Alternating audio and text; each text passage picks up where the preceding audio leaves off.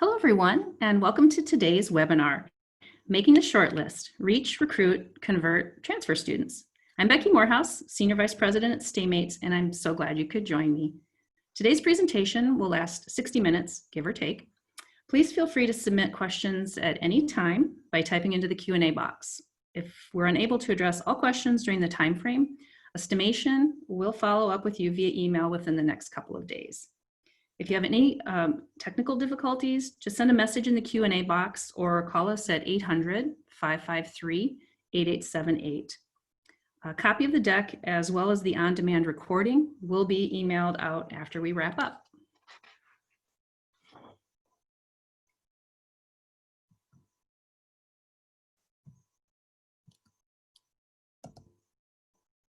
And I'm supposed to be advancing, and it's not advancing.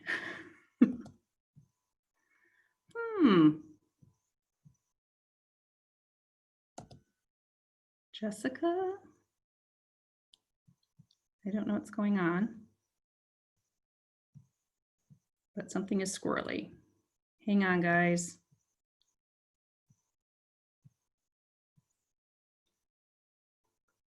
Trying to get to slide 2. And I'm gonna just try something at the bottom here and see if this works. Okay, it's not working on my little Surface keyboard, so we'll just do it the old-fashioned way right on the screen. Okay, so a little background on StayMates first before we get started. We are a comprehensive digital marketing, brand development, market research, and creative company focused on serving higher ed, healthcare, and consumer brands. We serve multiple industries, including higher ed, and have 3 digital publications: Buildings, serving the commercial, property and facility management market, Interiors and Sources, serving commercial building designers and architects, and Meetings Today, serving meeting planners. In addition, we have an audience management group called Auditive, and Thorburn, a full-service branding agency that's located in Minneapolis, and it serves consumer and B2B brands. So, and speaking of we, it's actually just me today. As I mentioned, I'm Becky Morehouse, a Senior Vice President at StayMates. I've been with StayMates about 30 years as a higher ed client services consultant for everything from research and branding to marketing, communication, and web development. In a nutshell, I love helping our college and university clients put their best foot forward with the best data, insights, strategies, and tactics, and all to confidently address their challenges and help them meet their goals.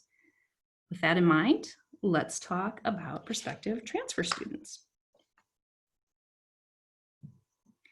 So the funny thing about envisioning a webinar versus sitting down and actually preparing it is what you end up with may or may not be what you planned.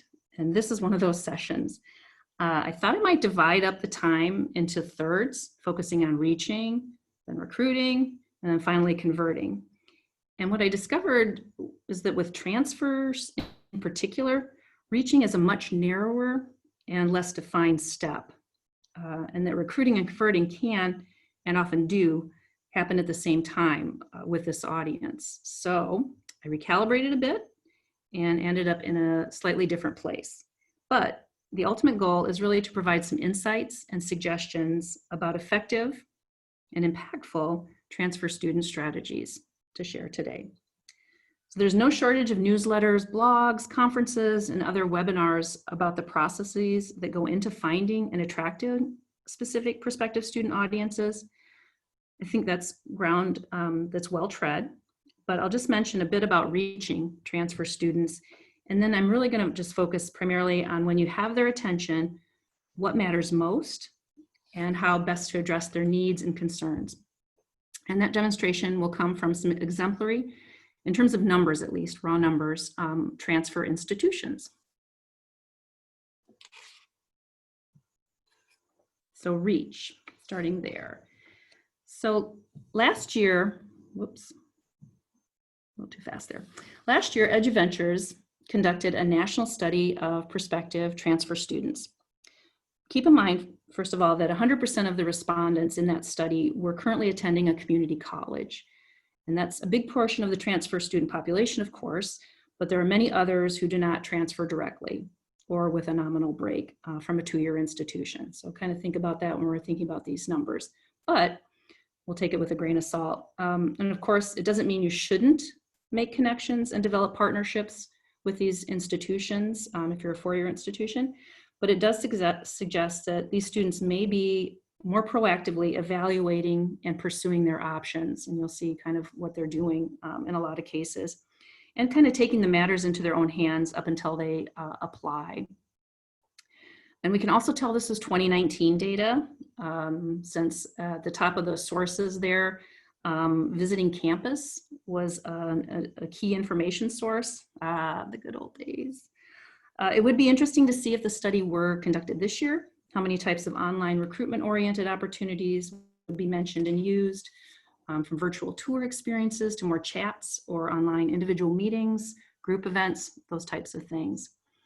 But looking at advisor at their current school, visiting a website, online search, I think those things are probably still pretty prevalent with this audience. 40%, 3 out of 5 basically are using these tools or these groups. And they're not all of them are interested in contacting admissions before they apply, so they're not really making that overture maybe up until that application process. And a kind of a scary bullet at the bottom there, about half don't read emails. I think we probably kind of have an idea about that, but it's kind of scary to see it in actual data when it comes to this audience. So just some things to kind of think about. It is a kind of a cruel reality. They will find you and they may or may not reach out. So it's less about you targeting them in a lot of cases and more about them discovering you or reaching out to you on their own terms. So where does that leave us? As professionals in marketing and admissions, the really challenging thing for you is that what is typically of most importance to prospective transfers isn't maybe necessarily even under your purview. Articulation agreements, aggressive, i.e. generous, transferability of credits, which is kind of under the academicians and the registrar's office, availability of financial aid is not something that you probably have control over, student services that are offered at your institution. So things like that you really can't do or can't make happen. However, you can highlight, promote, tell stories, discuss, but your institution really has to have the goods in order to promote those types of things. So before we take a dive into these promotional aspects, it's helpful to point out some of the key issues and questions facing transfer students today. So some of their drivers and concerns. So it varies where they started and where they're going, but there's some data to support that the average transfer student lost a full 43% on average of their credits. That's roughly 13 credits overall, or a semester's worth, according to the Government Accountability Office estimates. So some fairly significant numbers here. The reasons why the credits don't transfer vary. Sometimes it's a mismatch in the curricula of the different institutions. Too many of the courses don't apply to a major that the student may be interested in. Maybe some arrogance a little bit on the part of the receiving institutions. These don't match up with what we're looking for. And poor choices by students, sometimes based on inferior or non-existent advising. So there are a lot of reasons why that happens, but it's kind of a reality. And these costs are significant. It's not just to the students who may have to repeat coursework. I found a study, a California study that was conducted at how these issues play out in just one state, but it's a big one. And it reaches a similar finding that about 38% of community college students transfer within 6 years. So that's on average in California. And estimates are those who transfer spend between $36,000 to $38,000 more to get their bachelor's degree than do students who start out at a California public institution, so at a 4-year institution. So, that is a big concern. They aren't saving maybe the money that they had expected to save by starting at a community college and then transferring to a 4-year. So how will my credits transfer and how many is a big deal. And there are additional concerns as well. There's essentially transfer students, like pretty much all students, want to complete a degree as efficiently as possible with as few obstacles in place. That's time, that's money, and that's seemingly arbitrary hurdles that they might have to go through. Those academic requirements that just seem kind of, to them, might seem superfluous, but also paying for college is a huge deal. And we also know, seeing more and more of this, that transfer students may be, like other college students, more likely than ever to take a different path this year and maybe elect to take a gap year instead of that direct transfer. That may shift some timelines and communication strategies in yet another unpredictable way with the pandemic. There's something to think about. So when we think they may have actually made the transfer, if they're in your inquiry pool or applicant pool, and maybe you're just deferring for another year, something to keep in mind with our databases. So College Transfer Net is a really great resource, not only for transfer students, but also for the institutions interested in transfer students. I looked around a little bit on their site and found some really good pieces of information that are helpful as we think about putting ourselves in the mindset of various types of transfer audience segments in order to ensure that we are addressing the informational needs that may be of particular interest to each segment. There are some universalities, of course, but there are also some notable specifics that might be helpful to think about, and to really think about these questions and how do we answer them effectively on our website or in our conversations with students. So they broke them out into adult transfer students, maybe coming from, it's been a while since they've been in higher ed. They have to really think about things like what's the payoff, what's the return on my investment, with a job, with a family, with going back to school, how would I qualify for aid? Would I qualify for aid? And of course, life experience or work experience, how does that figure into the equation when I'm coming back? So just some kind of specifics there. And it's really great because it is from sort of, they suggest these questions that students should be, depending upon what bucket they fit in, what things they should be thinking about as they're looking at their options. So that's adults. Community college transfers. Sometimes it's, should I finish the associate's degree, stick it out before I transfer?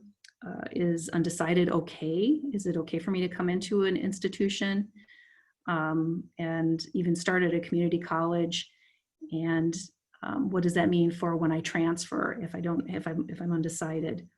Of course, the dollar, thinking about how much is it going to cost, and then what kinds of things do I need available in terms of process and or paperwork that might be necessary. So timing, especially for those transfer students.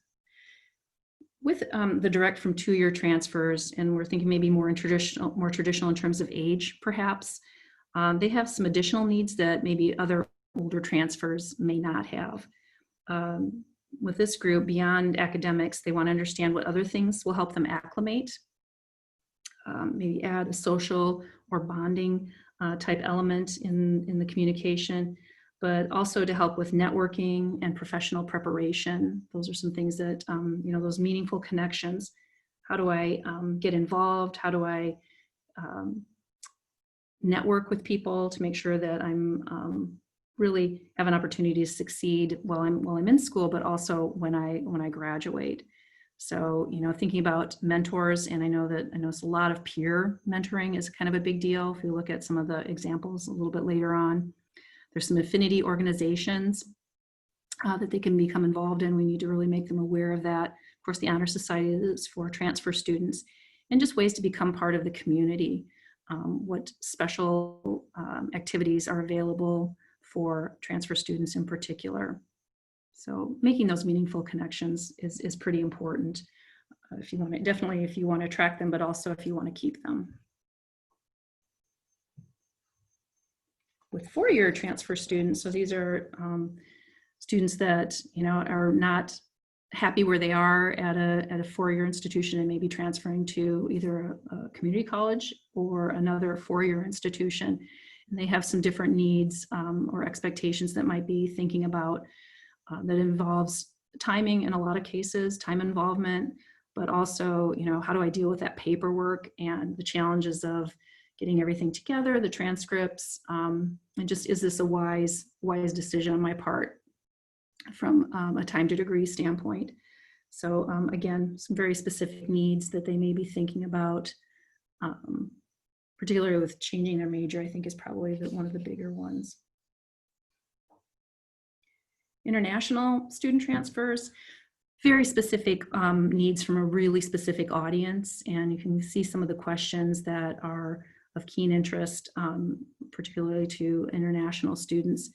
And we do know that these questions and concerns really need to be addressed quite early so that they can take the time that's necessary in order to make sure that all of these things are addressed before they actually come to the United States, if they're coming from afar or if they're just living here and wanting to get into college. So I want to make sure that we're thinking about money, also what requirements are available. Documentation, again, is kind of a big deal for this audience in particular.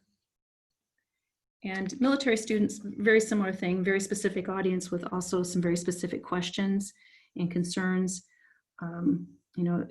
Process plays a big role with military transfers as well, to dealing with the transcripts, the benefits, what kinds of things would I receive from my military experience.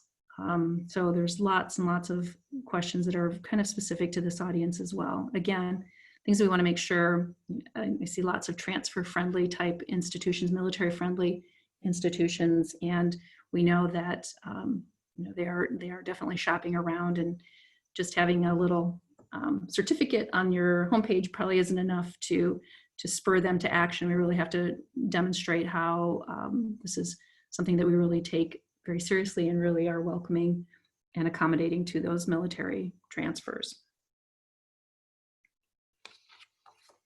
So even though there are some kind of specific segment needs or audience segment needs, transfer students of all types really do want to feel the love. And I think at a minimum, we really need to focus on some of these three key areas.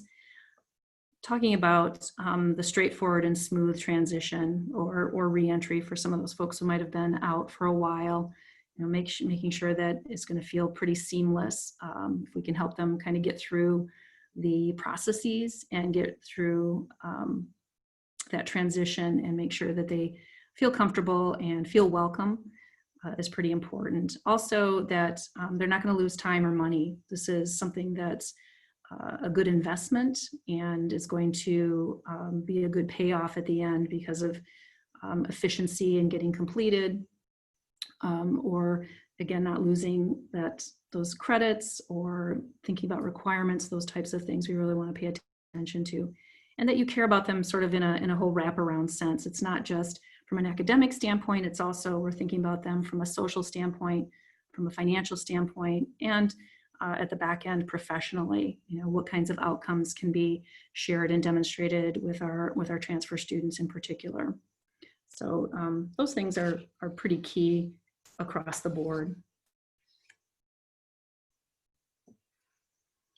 So another thing, and this is what I went about early on when I was kind of getting started, that it's not necessarily marketing or admissions responsibility.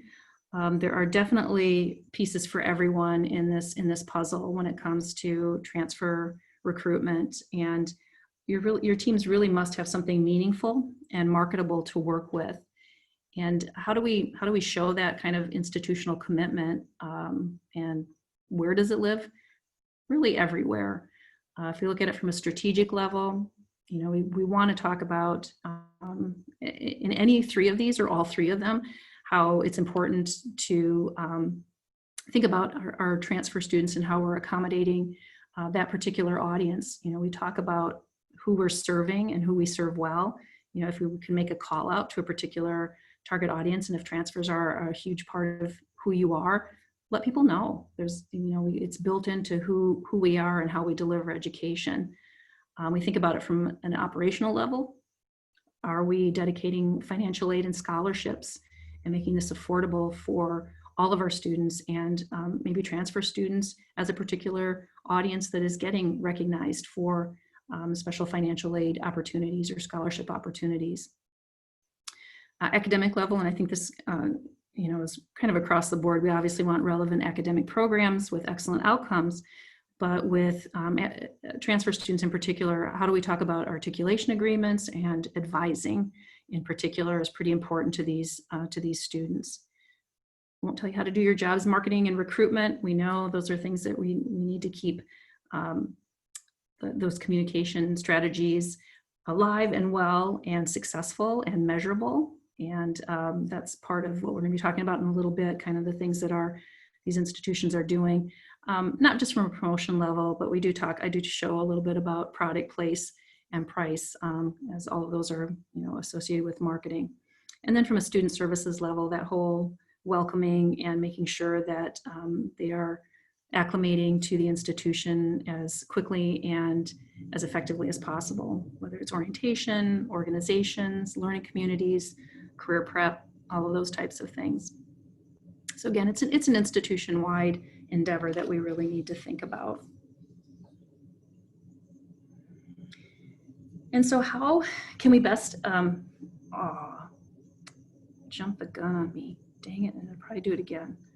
Just wait and see. Sorry. All right, well, it's going to come up no matter what. So I'll just move ahead. And how can we best demonstrate that commitment is through effective, consistent, and compelling messaging and relationship building. These are actions and activities that you do have some control over. So the next set of slides, I'm going to highlight some of the communication and offerings of 11. Don't ask me why I didn't make it a dozen, I'm not sure. Top transfer institutions across the country. Many of them you'll see are larger universities, but the strategies and tactics are not out of the realm of possibility for smaller operations as well. So kind of keep that in mind. I think everyone can do better at getting the right information to the right people at the right time, no matter what size you are. And even though these top transfer institutions get a lot of things right, they do miss some key things as well. So there's lessons to be learned all the way around. All right, so now as you're looking at this one, sorry, I jumped ahead. So as empty nesters, we recently downsized and moved, and part of that effort required some heavy, let's call it editing, which I'm actually pretty good at compared to my husband anyway.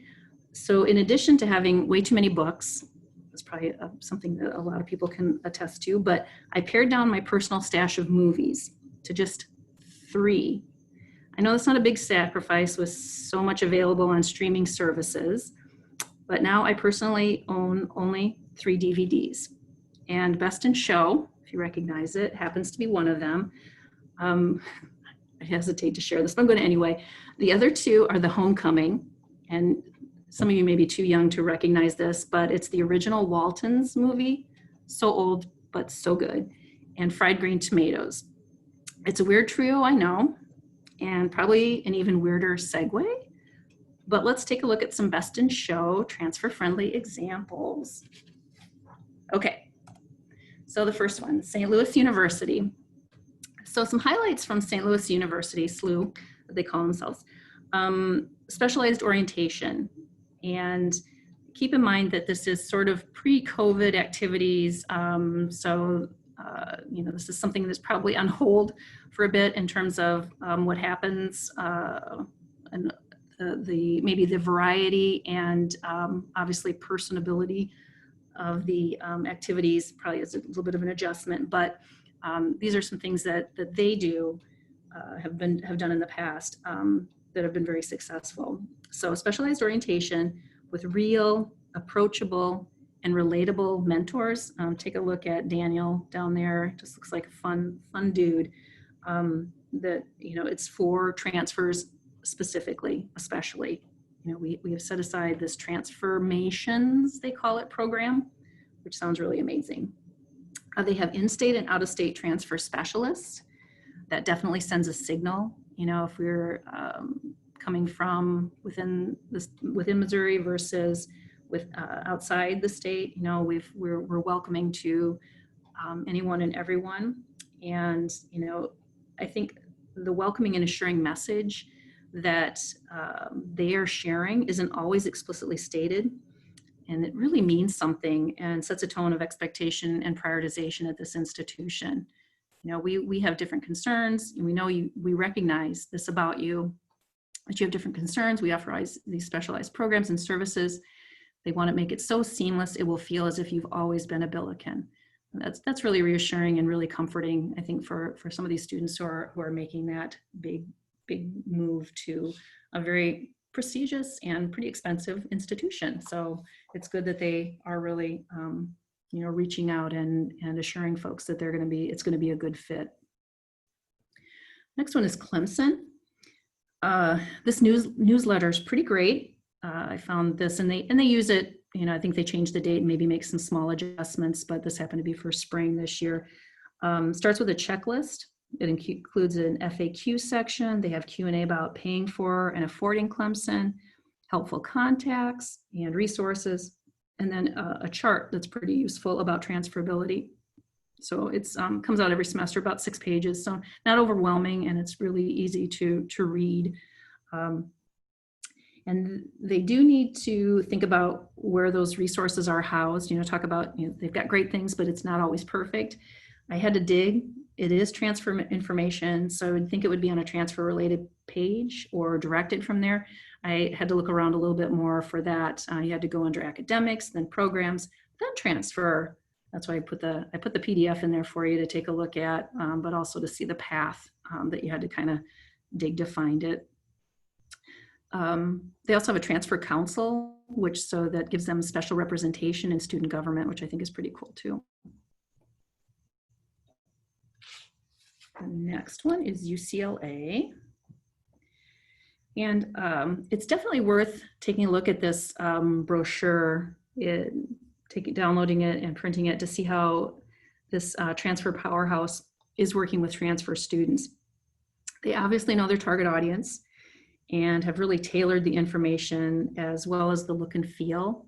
A very contemporary, looks very California for use and reference for, you know, it's easy for students to grab the information, take a look, and really find out just a plethora of things that they can review and be more informed after they've had a chance to take a look. They position their words of advice from UCLA transfer admissions experts. So they know their jobs, they know who they're working with, they know their audience, and they aren't afraid to say it.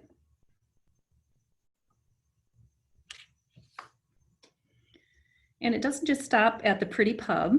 They also demonstrate that commitment with a mentorship program that they offer. They have dedicated and experienced coordinators and a conference. They have a stomp conference, they call it, for students. Again, personalizing the coordinator with an engaging bio and her own transfer experience. So, you know, I've been in your shoes really can go a long way. With Mariana is talking about that. She started El Camino and came to UCLA. So I think that gives some perspective too on what those students can expect, that kind of personalized and I've been in your shoes experience. University of Michigan has a significant number of transfers from outside the university, but they also have a lot of students that transfer between colleges and schools within Michigan. So within the university itself, they definitely and enthusiastically embrace the idea of transfer at the institution. They have a transfer appreciation week that's held every year. And again, it's not just outside, but it's actually, you know, throughout the institution. Free events, they have activities. They also have a dedicated transfer mentoring program in their largest college, which is literature, science, and the arts. And they also note that Transfer Connections is a separate program from transfer orientation. It's a program to get students engaged with and integrated in the university experience. which is pretty cool because they've got some things that are sort of official and then a little bit more unofficial, a little bit more of that social, maybe networking opportunities versus just the nuts and bolts of orientation that you have at most institutions. So it's getting them on either side of those key things that will help them make the adjustment. So those connections where they have mentors and mentees, they learn about summer internships, research and volunteer opportunities. So it's real activities. And when I mean real, I mean that, they're going to be applicable and very useful moving forward, in addition to social events, study breaks, and ways to kind of balance their academics with their social. So really, really trying to take care of that transfer audience as well. The next one is University at Buffalo. And I love that they have the headline, "Why Transfer to UB?" which is great. Really sets it up for an amazing sales pitch.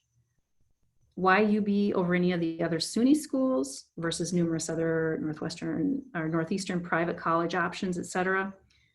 There they disappoint a little bit. Turn your aspiration into reality. I think that's a little bit of a weak promise of turning aspirations into reality and then just listing some numbers. With that call out, they've kind of missed a little bit in terms of what they could be providing there. It's more about process rather than sort of the path that a student might take to turn how did the student turn their aspiration into reality at UB? So again, good setup, but kind of not so strong on the follow through. I do like the easy list of accessible and helpful items that stands out. That information for transfer students, the steps, the things that they can take a look at. And it's also perhaps because it's kind of next to the wall of words, which are, how many folks are going to get through that, but that's beside the point. I also like the related links. We see that too few of institutions offer that type of, do you want fries with that kind of option? So helping them kind of think about, here's another area we might look into some more information. UNC Chapel Hill. This program, this C-STEP, undergraduate C-STEP, and it's the Carolina Student Transfer Excellence Program, has been around for a long time, and it represents that relationship with North Carolina's community colleges with UNC that have grown considerably over the years. It started out back in 2006, so it's been around for quite a while. The brochure highlights successes and has the single, just one, but very impactful story, but it is a bit old. He was Carolina class of 2015, Charles was. It's a PDF, and a PDF at a link from a really off-brand webpage, off UNC brand webpage. So I would imagine by this point, they've had 800 plus students, 63 students were affiliated with the military. They've got so many great stories that they could be telling, but I think they just have not maybe taken the time or energy to make those available for review. It's got some amazing outcomes for these students. So it's a great idea, but as with many things, what kind of upkeep can we dedicate to this to make sure we're staying on top of it and really representing across the board. So they would be able to even represent probably all of the different types of transfer students that are coming to UNC. So bit of a missed opportunity, great idea, needs some additional resources. University of Utah. This is an easy to navigate transfer landing page. It outlines key categories of primary interest to transfers and items that others don't list, like build your resume and hit the ground running. Those two do kind of overlap. They probably should have come up with a different 8th item, like maybe the scholarships might have been really good, sort of the transferology there. And it actually lists the university's transfer scholarships with information about who qualifies and the actual application just a click away. So they made this really easy for transfer merit scholarships, but also need-based scholarships as well, and kind of who can apply for which ones, which is wonderful. That's a really nice thing that's available at the University of Utah. Another component, they are also hitting students from various campus units with helpful instruction and support. The Office of Orientation and Transition, so they have a very specific department basically that offers a series of workshops, and they have multiple attendants, is the entree to the Crimson Transfer Honor Society, and they make a big deal about that as well. The Student Transfer Panel is where students can ask questions and see transfer students in action, which is pretty neat too. Got some specific workshops that are available from the Academic Advising Center and on key topics: internships, learning abroad, the Service Center, advocating for your needs as a transfer student. Again, these were from last year or earlier, but good representation of the kinds of things that they're trying to provide for their transfer population. Next one is University of North Texas, and question-based categories, which is just like how today's audiences are seeking information. You know, they're asking questions, and what answers do we have to respond to those questions? And since the selling of these institutions as transfer destination is so limited, I clicked on to see actually why UNT. That was kind of one that I really wanted to kind of take a look at. And what came up after I did that was, it's time to be UNT. The photo inserts looked promising. Is there a video? Is there a video? No. The one on the right goes to an article from their alumni magazine that's promoting a degree for non-traditional students. Okay, fine. And highlights some more senior transfer students. So a little bit of a disappointment there, because it could have been really fun to see that the short video.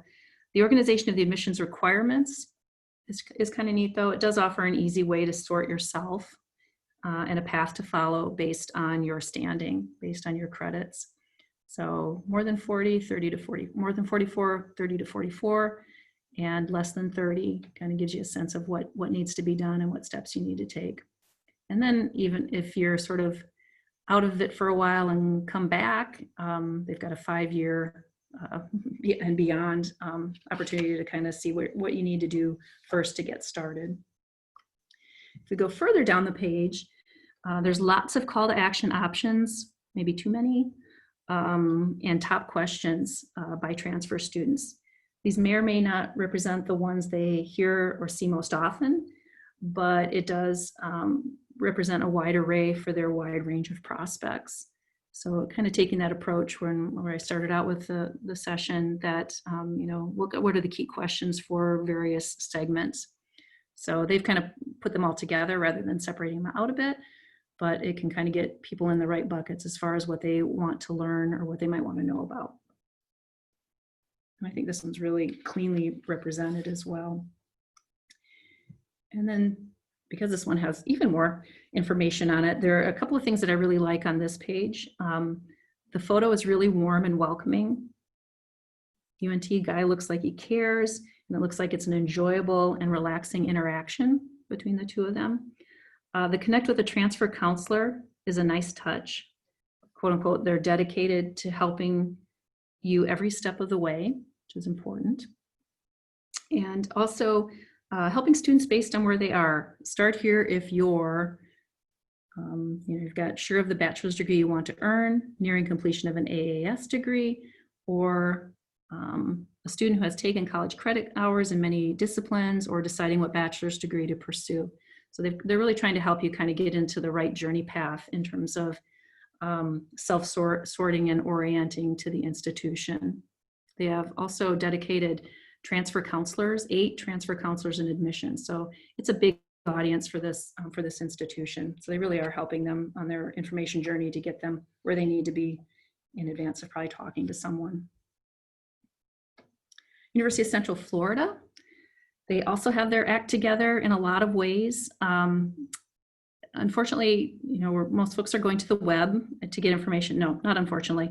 Fortunately, they are, but unfortunately, this institution doesn't do as good a job on the web as they do in the view book that they have for transfer students. It's pretty complete and pretty compelling, actually. It's 16 pages of high quality, high impact, and high excitement. So, UCF is really presenting itself as you're really missing out if you're not here. As I wrote, it's rah, rah, you gotta be here kind of piece.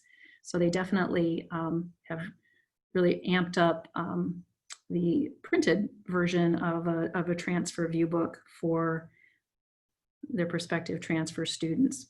So it's gorgeous, and obviously the photography is beautiful. Seems to be very, as I mentioned, sort of the rah-rah with the charge on is pretty compelling. However, they have missed an opportunity. They really don't have a lot of student stories. There's lots and lots of information, lots and lots of headers, and they do break up the information very well, and it's pretty straightforward, but they really don't have or offer up any student stories in terms of transfer overall, of transfer student success at UCF or success after UCF. So we don't really get that personal sense of students who have really, it's this transition to this institution made a difference in what I plan to do, what my trajectory was, what my professional opportunities were, any of those types of things. So they do a good job of telling and listing and organizing, they really don't show by example very much.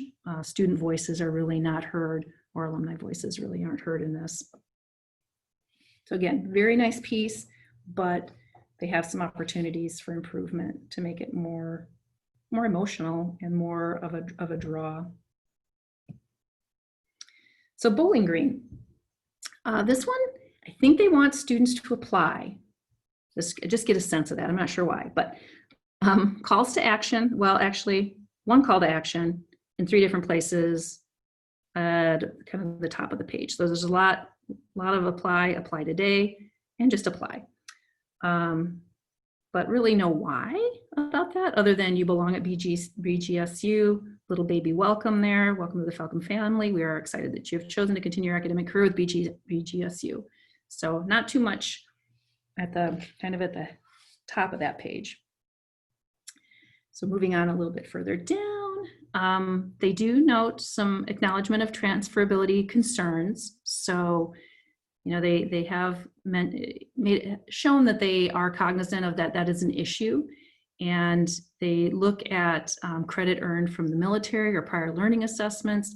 So they are trying to kind of introduce folks to the fact that, we're going to work with you, we're going to help you figure this out. But they're, one of the things that I think is a little bit challenging is they have kind of disparate resources. So if you kind of look down to the BG transfer experience, we've got that orange box down there. Units kind of equal buckets of information, or buckets equal units in this case, whichever. And sending someone in 4 different directions does not make for a great user journey. We talk a lot about this with web work. It's organizing content seemingly here based on institutional units, also with institutional nomenclature, the learning commons. What is that? Why would that be something that would be important to transfers? Anyway, rather than an intuitive path of what the transfer prospect might need or seek in terms of information. So well, it's good to have that that information available. It's kind of sending them off into a variety of directions. And this is a big page. I mean, there's yet more. One more. So there's a lot here, but it's still kind of shooting folks off in different ways. And then at the bottom, you finally get to dedicated scholarships, which they have. So it's a great sell, but probably could have greater prominence. Maybe we know, because we know how much of a concern cost and financial aid is to transfer students, this is something we probably could have, should have shared, can share a little bit further up on the page, something that they can really see quite quickly and take a look at. They had, they have funding specifically for transfer students, grants, loan, work experience. So I want to make sure that they are definitely aware of that because it is such a big concern. And yet, one more section of the page. Again, many of these institutions are missing the opportunity to tell compelling stories. Yeah, this is a student quote, but it doesn't really say anything meaningful. Someone being there versus someone, so she basically says, my advisor was always there to answer questions over email or phone. Okay, great. Okay, there's that quote. Maybe something with, hey, my advisor was there helping me shorten my time to degree by navigating a more efficient path for my remaining courses. Something that really shows how it was a benefit rather than just somebody was there to answer questions. It's a big difference in the story Bowling Green could be sharing. I think they probably do have those stories and stronger quotes from students to provide that kind of insight into the type of welcoming and helpful experience transfer students have at this institution. Okay, another one. I lost count. I think we're at 11. So College of William and Mary. This could be really effective. This is, they're using blogs. They're calling tribe transfers, which is kind of neat. They have wondering, the question asks kind of how the process works. And this blog, they say, will give them insight into the transfer dean. And that person was, she was a transfer herself, so that's kind of cool. And then also current students who are transfers or were transfers. And it could be super effective, but as we can see from this one, if we elect to do something like this, it really, really must be maintained. It should be, blogs by definition are sort of timely, or at least in theory are timely. They're interesting and they're student voices. So I think this is a really great tool and it provides great insight into the experiences and what transfer students, what they're doing, what's available to them. There's interns that are at the institution, there's a meet the interns. So there's some really cool opportunities, but as you can see, and when I pulled this, it was earlier this spring. So February 13th, they had a post. The one before that was October of 2019 and the month before. So pretty kind of irregular use of the blog. So again, maybe a little bit earlier in the semester, there's more, we've got great photos. So that, again, great opportunity, but we really, really do need to keep the information and those stories up to date. So a little bit of maintenance issue there. Okay, so thinking about the kind of what things that were kind of common pluses and then the most common misses, kind of to sum things up this afternoon. So hits, some things that are important. We talk about transferability, and they really try to think about it in terms of process. Making sure that students can really understand what's involved in terms of the process, but also they want assurances. And I think a lot of these institutions, by showing folks who have been through this, by offering advisors who are experienced in this area, by demonstrating how they work with students for articulation and or transfer, those are some things that students really want to hear. So if they're putting that information out, that they are really cognizant of those challenges and can help them face them and work through them, that's great. Offering opportunities for personal interaction, really critical. These students have been around the block a bit, and when they're ready, and when they want to talk to somebody, they want answers. So, providing chances to have a conversation, to meet via Zoom or whatever, those are some things that they're looking for. They, have some confidence and definitely want to have their questions answered really efficiently. We also saw a lot of Q&A type approaches, which is great because, thinking through the questions that they might have or the concerns that they might be facing, how can we put those in from their perspective into responses and offerings that are most meaningful to the students. That's pretty common and a good hit also. And then any support services or anything that's really special for transfer students, bringing those to light and to the forefront are also really, really helpful. It's something that's, they're making them feel special and welcome, and also not alone. This is not something you're not a one-off. You are part of how we do business and how we, what our student body reflects and what we want it to reflect. So those are some things that I saw that were really, really, if they did a really good job in that area, it was really to their benefit. Some of the misses, I think across the board, we don't see enough stories.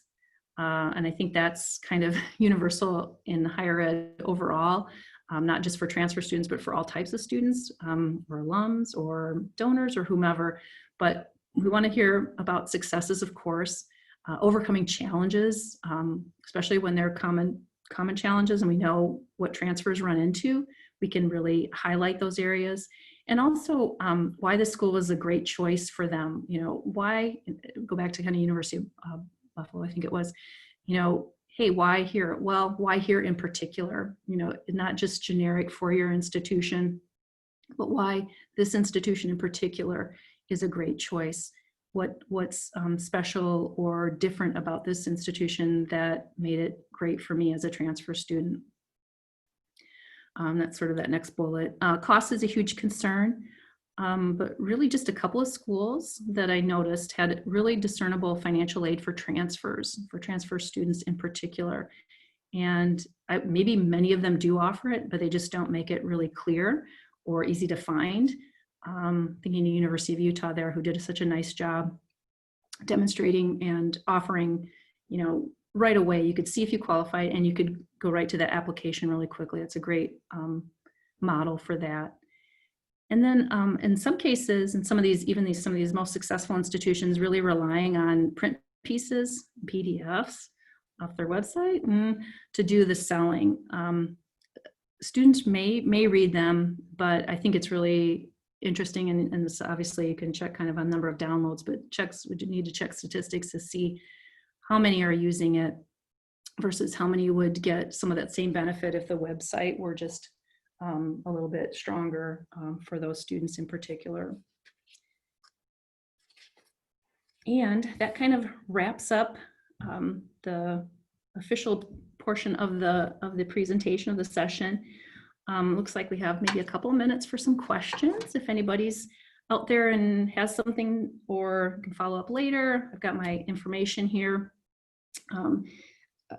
If you haven't done so, just type your question in the Q&A box. I'm happy to respond, and I'll kind of keep an eye out for it. And if not, that's okay too. Feel free to shoot me an email if you want to chat about it. Or again, we will be following up with the deck, so you'll get all of the examples sent as well. So hopefully you can take a look at some of those links that are provided. Okay, I'm not seeing any Q&A. So hang on, let me look. Okay, so no questions, so that's fine. Again, keep a lookout in your inbox for the deck and a link. Thank you for participating. Remember, you can join us in our goal of higher ed smarter by connecting with us on any of our social media networks. And I think that's it for this afternoon. You'll get the email with the link recorded webinar. Thank you again, and have a great rest of the day.